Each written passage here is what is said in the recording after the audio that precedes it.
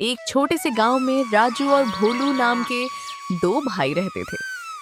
बचपन में दोनों एक दूसरे से बहुत प्यार करते थे, लेकिन समय के साथ उनके रिश्ते में कड़वाहट आ गई। अब हाल ये था कि दोनों एक दूसरे से नफरत करते थे और बात तक नहीं करते थे। शादी के बाद दोनों अपनी अपनी पत्नियों के साथ अलग अलग घरों में रहने लगे। गांव के बाजार में दोनों का अपना अपना ठेला था। राजू अपनी मटन करी के लिए मशहूर था, जबकि भोलू का गर्मा गर्म मटन कीमा पूरे गांव में पसंद किया जाता था। एक दिन राजू के ठेले पर काफी भीड़ लगी हुई थी। कुछ ग्राहक उसकी मटन करी खा रहे थे। अरे राजू भाई, तुम्हारी मटन करी तो कमाल की है, सच में पूरे गांव में सबसे बेस्ट।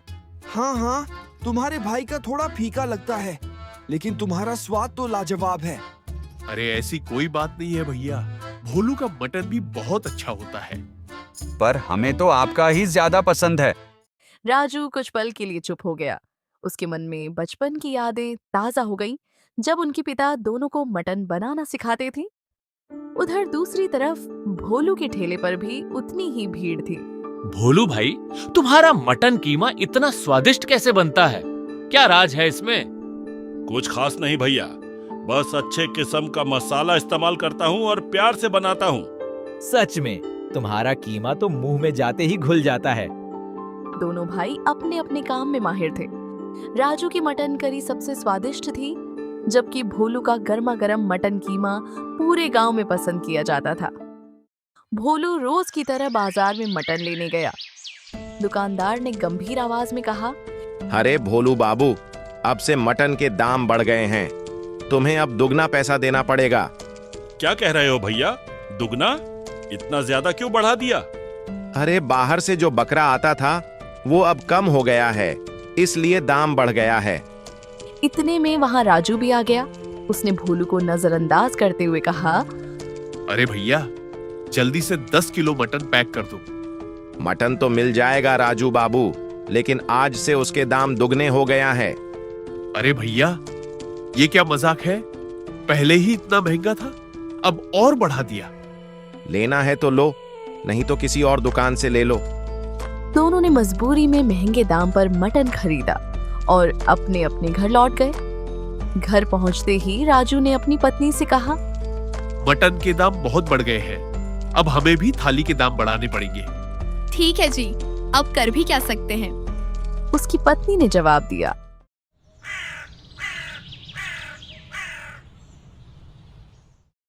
अगले दिन दोनों भाइयों ने अपनी अपनी मटन थाली के दाम बढ़ा दिए, लेकिन गांव वालों को ये बात बिल्कुल पसंद नहीं आई।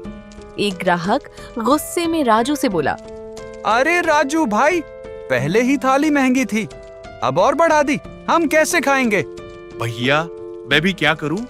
मटन के दाम दुगने हो गए हैं, इसलिए मुझे भी बढ़ाने पड़े। ये सुनकर आधे ग्राहक वापस लौट गए। सिर्फ कुछ ही लोग वहां रुके। उधर भोलू के ठेले पर हालत और भी खराब थी। उसने दाम कुछ ज्यादा ही बढ़ा दिए थे, इसीलिए एक भी ग्राहक नहीं आया।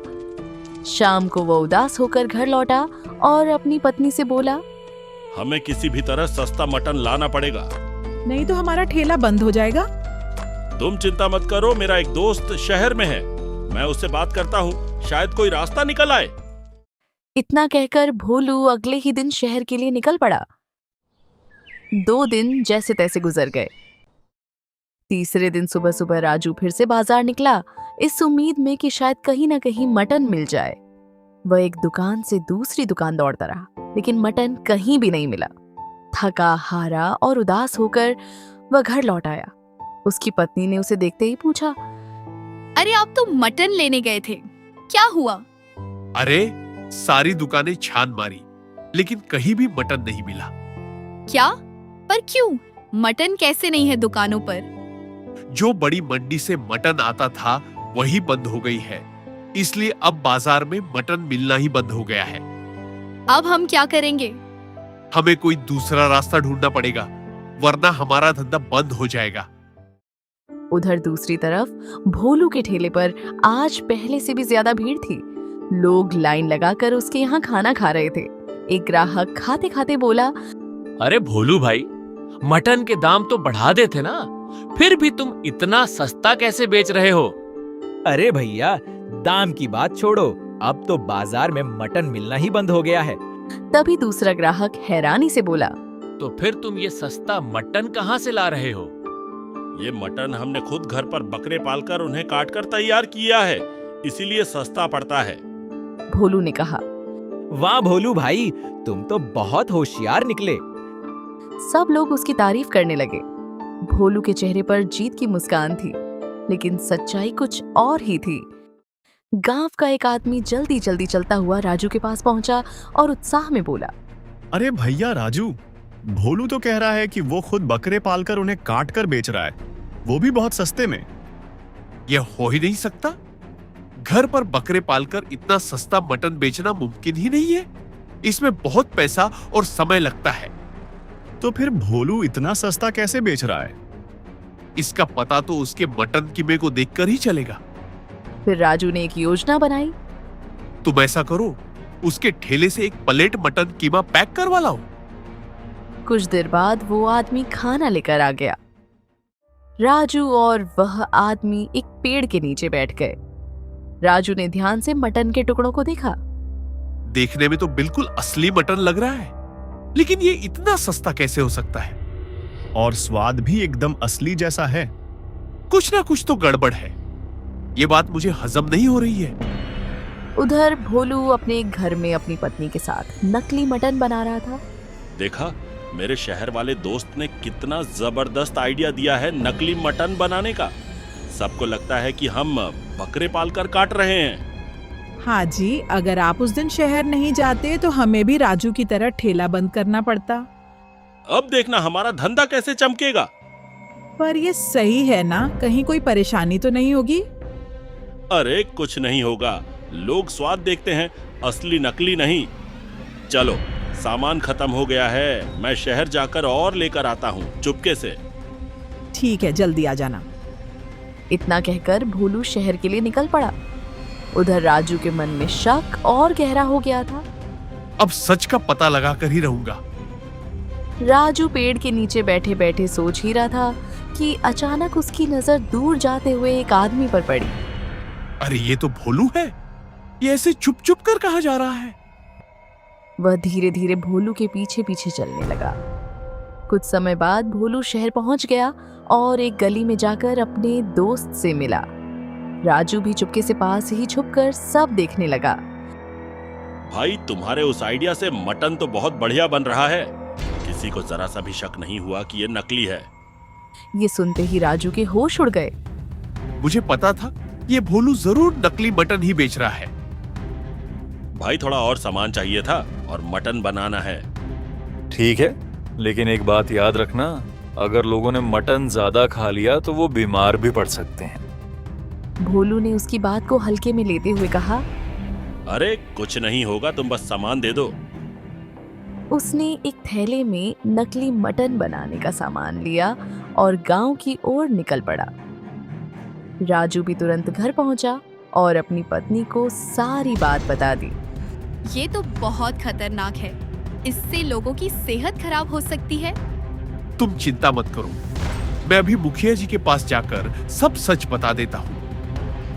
राजू तुरंत गांव के मुखिया के पास पहुंचा और पूरी बात बता दी।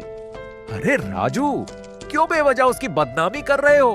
हमें पता है तुम्हारी उससे दुश्मनी है। नहीं मुखिया जी, मैंने अपनी आंखों से देखा है। भोलू नकली मटन का सामान ले रहा था। मैंने खुद कल उसका मटन कीमा खाया है, बिल्कुल असली जैसा है। तुम जाओ और अपना काम करो। राजू की बात पर किसी ने विश्वास नहीं किया। वह निराश होकर घर लौट आया। क्या हुआ? सब बता दिया? मुखिया जी को हमारी बात पर भरोसा ही नहीं हुआ। उन्हें लगता है कि हम बेवजह उनकी बदनामी कर रहे हैं। अब हम क्या करेंगे? सबको सच कैसे पता चलेगा? अब हम कुछ नहीं करेंगे, सच खुद ही सबके सामने आएगा। 2-3 दिन ऐसे ही गुजर गए। गांव में सब कुछ सामान्य लग रहा था, लेकिन अचानक एक दिन मुखिया जी की छोटी बेटी की तबीयत खराब हो गई। घबराकर मुखिया जी उसे तुरंत डॉक्टर के पास ले गए। डॉक्टर ने जांच करने के बाद कहा, अरे, इसे फूड पॉइजनिंग हुई है। जरूर इसने कोई खराब या मिलावटी खाना खाया होगा। नहीं डॉक्टर साहब, हमने तो इसे घर का ही खाना खिलाया था। तभी उन्हें अचानक याद आया, अरे कल ही तो इसने भोलू के ठेले का मटन कीमा खाया था। मुखिया जी बिना समय गवाए सीधे राजू के पास पहुंचे। राजू, तुम सच कह रहे थे? भोलू सच में नकली मटन बेच रहा है। अब भी देर नहीं हुई है मुखिया जी, हमें फूड इंस्पेक्टर को बुलाना चाहिए, वही सच्चाई सामने ला सकता है। शाम होते होते फूड इंस्पेक्टर गांव आ गया। मुखिया जी उसे लेकर सीधे भोलू के ठेले पर पहुंचे। उन्हें देखकर भोलू घबरा गया। मुखिया जी, आप यहाँ? भोलू, यह फूड इंस्पेक्टर है, ये तुम्हारे खाने की जांच करने आए हैं। पर मुखिया जी, ऐसे कैसे? लेकिन उसकी बात किसी ने नहीं सुनी। फूड इंस्पेक्टर ने तुरंत मटन की जांच शुरू कर दी।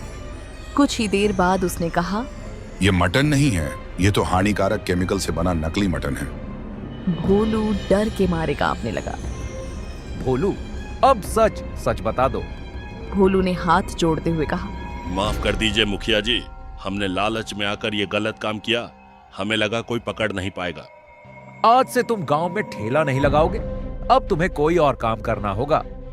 ये सुनकर भोलू और उसकी पत्नी दोनों बहुत उदास हो गए। कुछ ही दिनों में ये बात पूरे गांव में फैल गई। कुछ समय बाद गांव में फिर से असली मटन मिलने लगा। राजू और उसकी पत्नी ने ईमानदारी और साफ मन से अपना ठेला फिर से शुरू किया। राजू भाई, अब आपकी मटन करी पहले से भी ज्यादा स्वादिष्ट लग रही है। क्योंकि इसमें मिलावट नहीं, सिर्फ मेहनत और सच्चाई है। और इसी के साथ गांव में फिर से भरोसा और सच्चाई की जीत हुई।